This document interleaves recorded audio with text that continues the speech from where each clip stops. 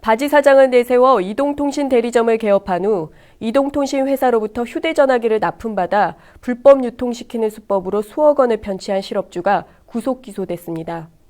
공소시효가 완성되길 바라면서 수사망을 피해야 했지만 결국 죗값을 치르게 됐습니다. 오정석 기자입니다. 서울의 한 이동통신 대리점은 단 7개월 동안 3천여 대의 휴대전화기를 개통했습니다.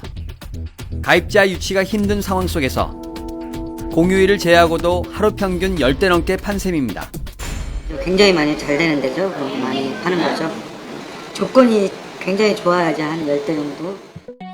그런데 승승장구하던 이 이동통신 대리점은 무슨 이유인지 다음해 3월경 곧바로 폐업 신고했습니다.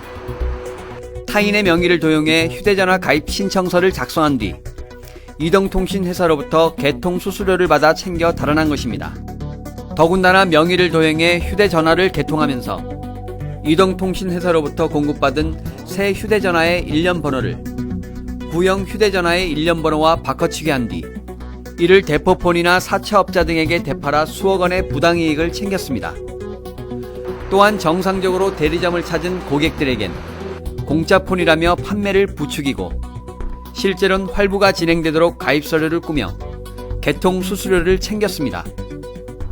뒤늦게 이 같은 사실을 알게 된 이동통신 회사들은 14억 원에 달하는 피해를 입고서야 이 대리점 업주를 고소했지만 이미 행방이 묘연한 상태였습니다.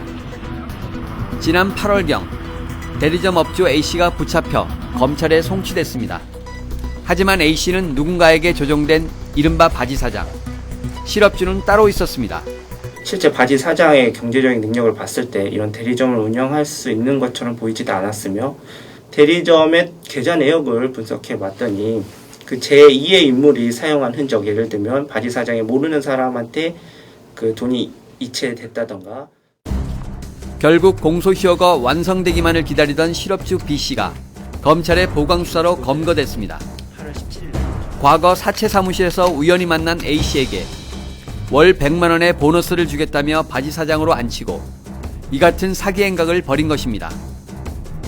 검찰 조사 결과 실업주 B씨는 바지 사장 A씨 명의로 대형 SUV와 고급 외제 승용차를 구입해 이를 담보로 금원을 편취하는 등 자신을 철저히 숨긴 범행을 일삼아온 것으로 드러났습니다. 경제적으로 공공한 사람이라던가 고용을 해서 전면에 내세우고 자기는 법적 책임을 전혀 지지 않는 방법으로 이런 범행을 하는 사람으로서 상당히 용의 주도하고. 공소시효로 완료될 묻힐 뻔한 사건을 인천지검의 철저한 수사로 사실 규명함에 따라 파렴치한 사기 행각을 일삼아온 실업주 B씨는 결국 죗값을 치르게 됐습니다. SPBS 오정석입니다.